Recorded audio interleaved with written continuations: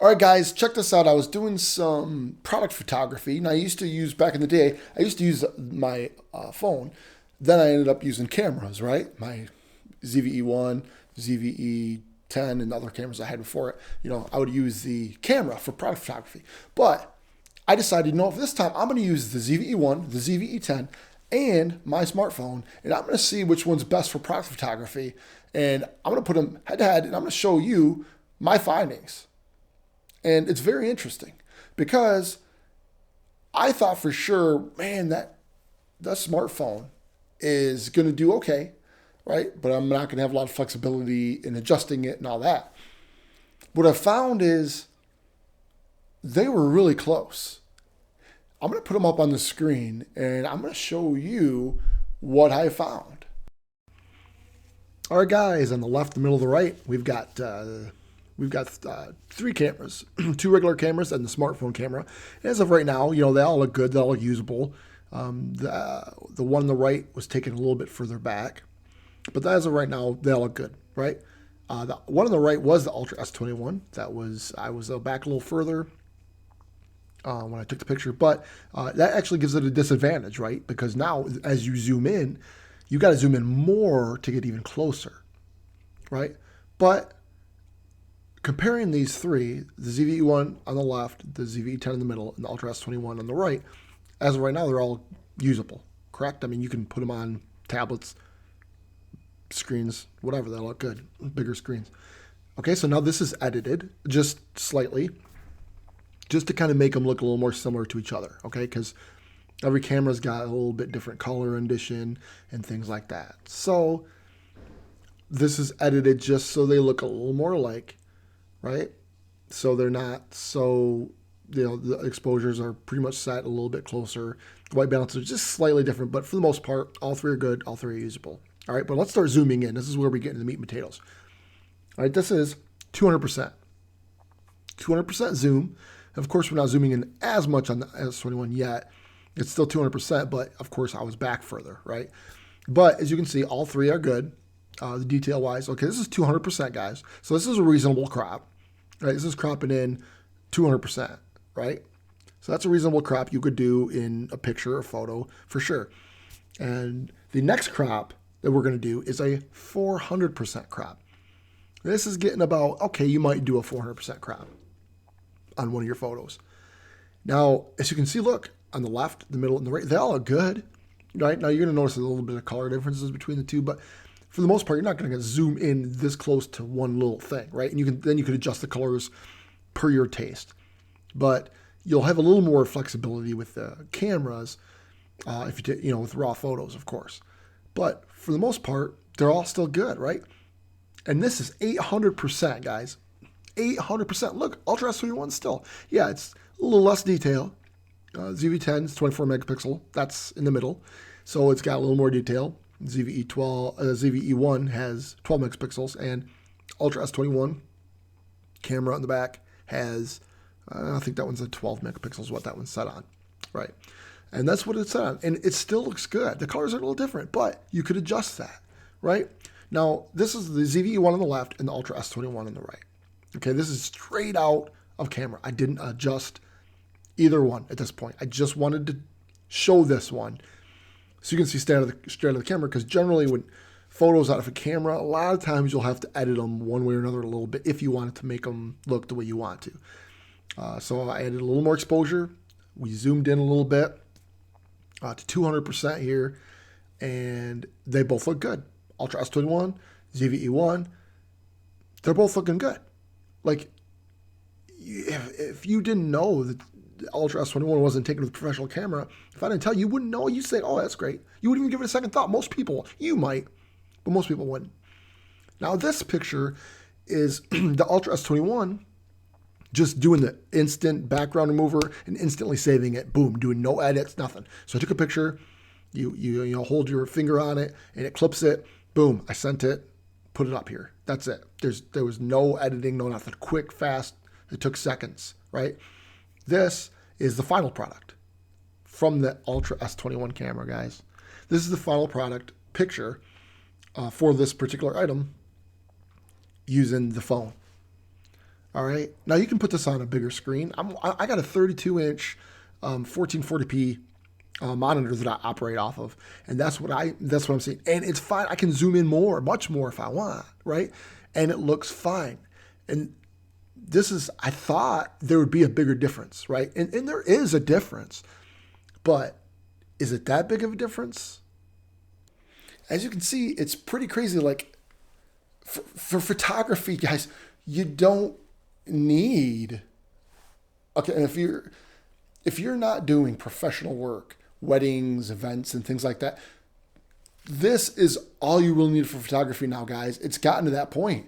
I know you see it, and it's like for hobbyists, for enthusiasts, for that extra, little bit of image quality that you're going to get, or the be able to maximize the ability to adjust the colors and stuff. Yeah, you're going to get that difference, okay? But for most people, like 95% of the population, you don't need a camera. You just don't anymore. This will do it. This is a Samsung Ultra S21, right? This is even 3 years old now. Like even the newer ones are even getting better and better. 15 Pro Max, you got the S24 Ultra, right? That's coming out like this month. What do you need a camera for? Like, listen, I can do product photography for professional business, right? With my phone, right? That's all you need for online. You don't need more than that. And I'm just saying, yes, if you're going to do professional gigs, you want the extra flexibility and you want to do that. But for me, in my use case, a phone works fine for photography because it takes like 10 images, right? And it puts them all together, right? So you're like, it's like the focus stacking. And some of the cameras are starting to come out with it, but they haven't really perfected that yet. Imagine when your phone, they design a camera with this, right? Like this is your back screen, and then this is the operating system, and you could take a APS-C camera, you take a picture, it'd stack 20 of them, and you'd get the perfect dynamic range, and you say, well, no, what's the difference? Whether you take a picture of that, right, and then you adjust it yourself, or you take a picture of that and it's already done for you, and then you can adjust it a little bit after, which is easier, right? Why do you think people love smartphone cameras so much, right? It does all the work for them. And I'm not saying you can't get better results with a phone camera, but it's going to be, or with a regular camera, but it's marginal, guys. It's just the time of the age, right? Typewriters, we don't use typewriters anymore, right? For the most part, because we got computers, and it's so much easier just to do that with a printer, and you print it instead of.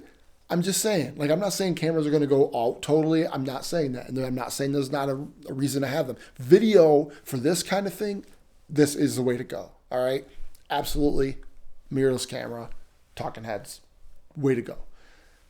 For photography, for general use, even product photography, this is all I need, right? I don't need a photo camera. I need a video camera.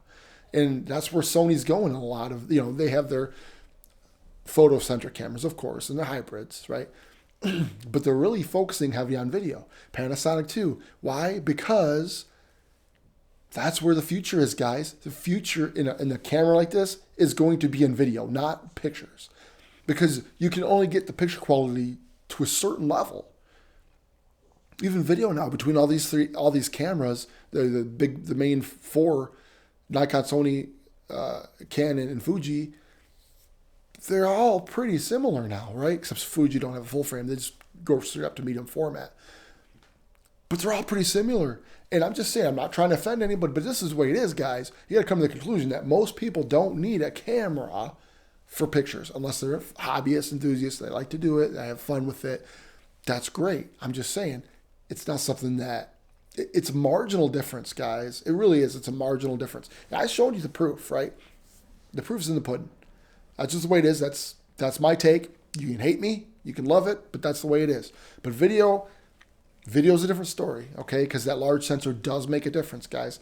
I'm shooting this on a ZV-E1 with my 55mm Zeiss. So, an S-Cinetone. And this is what it's great for, video. But I just wanted to share my findings with you guys. Let me know in the comments below. What do you think? Do you think in the next 5 years, that for the most part, 95% of people won't even consider a camera anymore for photography, for general photography?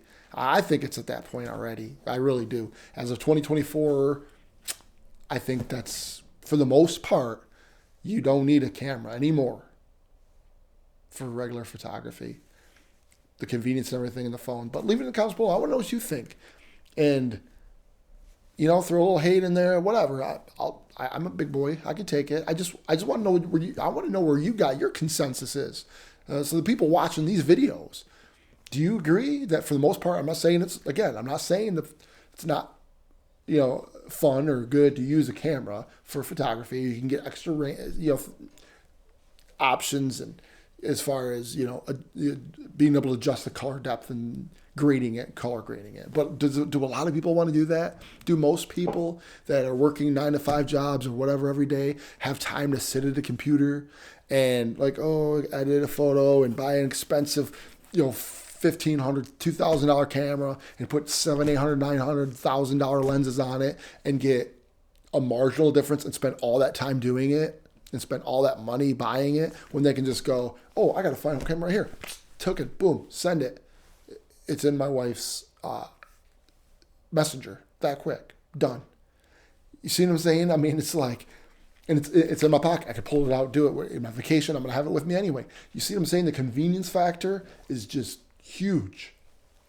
But again, I'm not saying that there's no use for it and it can't be fun and for hobbyist enthusiasts. I'm just saying that's the future, guys. So that's just the way it is. And there's always going to be a niche market for this, for photography.